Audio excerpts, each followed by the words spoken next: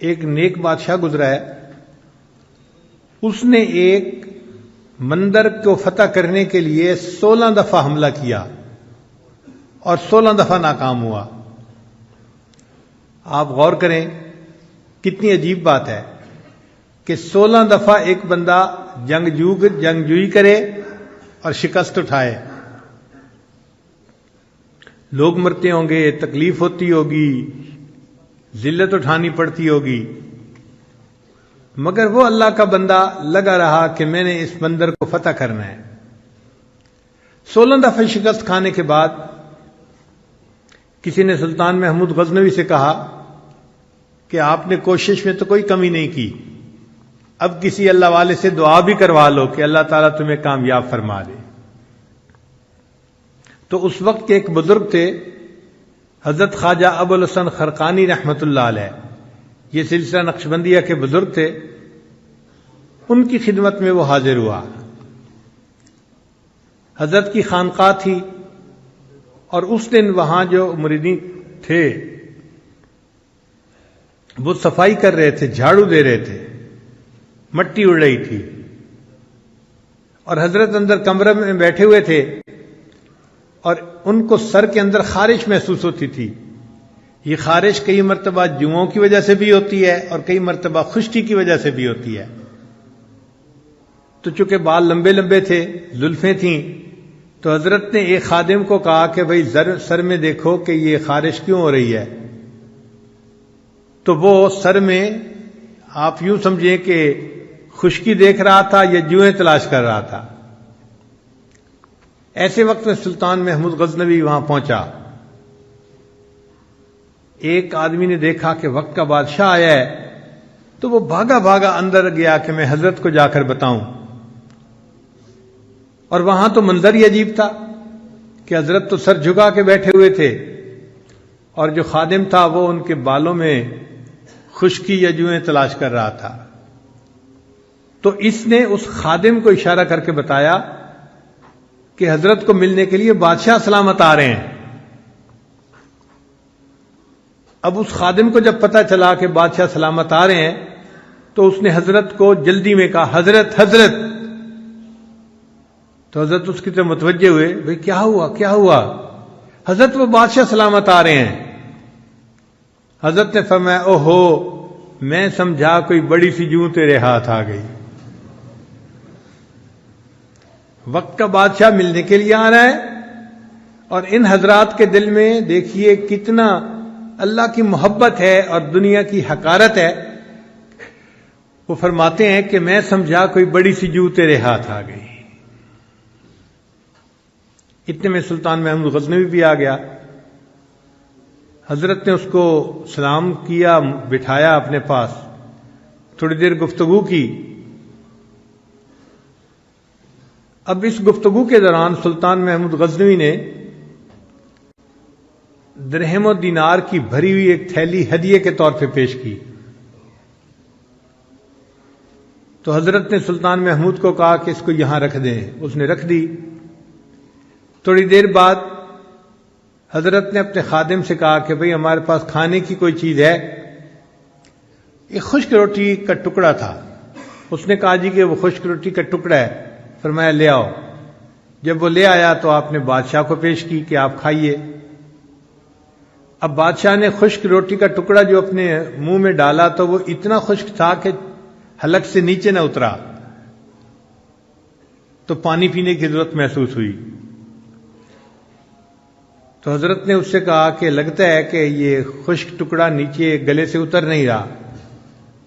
اس نے کہا جی ہاں، یہ اتنا خشک ٹکڑا ہے کہ میرے گلے سے نیچے نہیں اتر رہا۔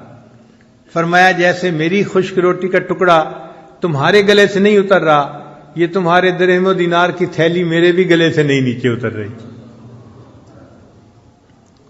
تو بادشاہ نے محسوس کیا کہ واقعی ان کو کوئی درہم و دینار کی ضرورت نہیں، یہ استغنا کے ساتھ اللہ کی یاد کرنے والے لوگ ہیں۔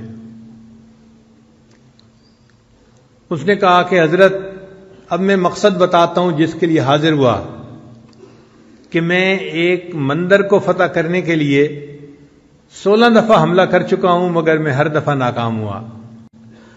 اب ایک مرتبہ پھر حملہ کرنے کا ارادہ ہے، تو دعا کروانے آیا ہوں کہ آپ دعا کر دیجئے کہ اللہ مسلمانوں کو کامیاب کر دے۔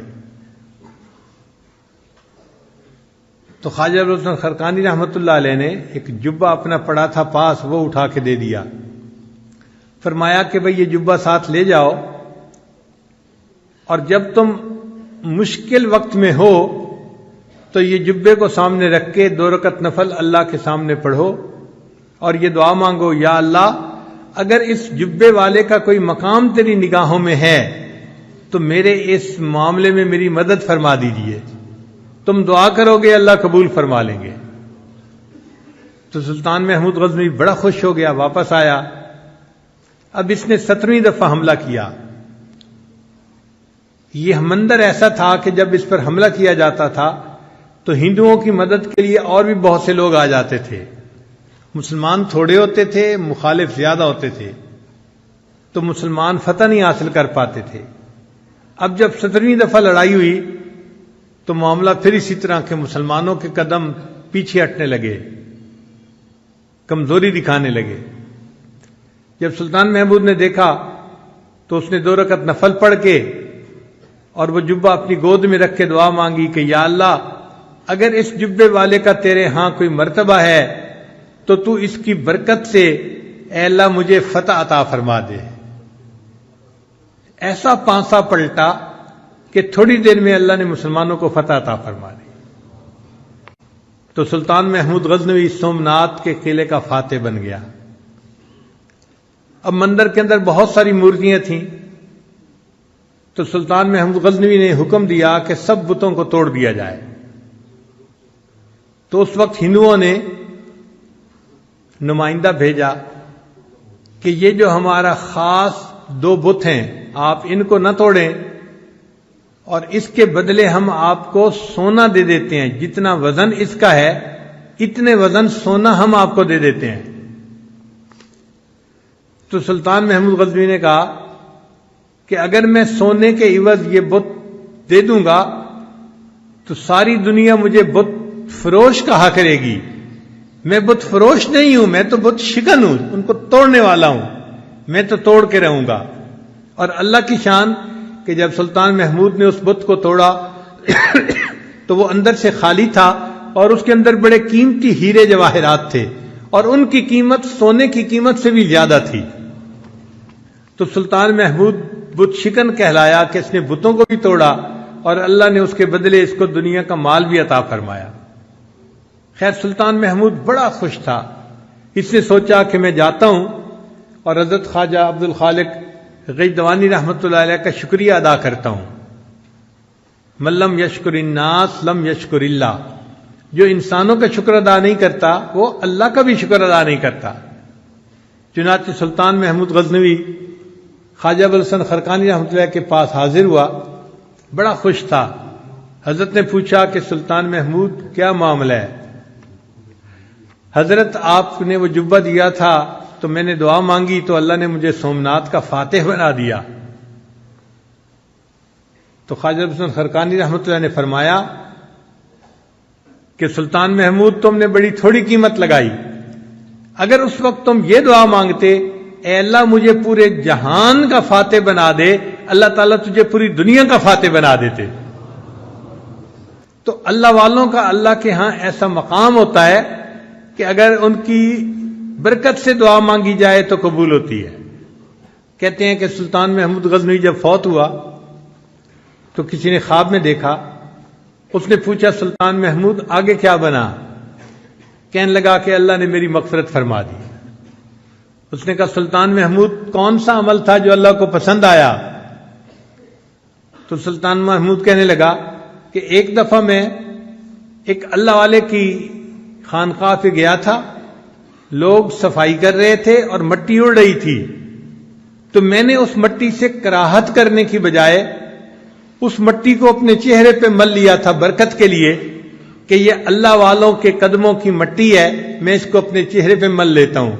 اللہ کو میرا یہ عمل پسند آیا، فرمایا کہ تم نے میرے ایک ولی کی جگہ کی مٹی کو چہرے پہ ملا تھا، اب اس چہرے کو جہنم کی آگ نہیں جلا سکتی، میں تجھے بلا حساب جنت عطا فرماتا ہوں۔ تو جو اللہ کی محبت اپنے دل میں پیدا کرتا ہے اور اللہ کے عاشقوں میں شامل ہو جاتا ہے، پھر اللہ تعالیٰ اس کو یوں دلوں کی بادشاہی عطا فرما دیتے ہیں۔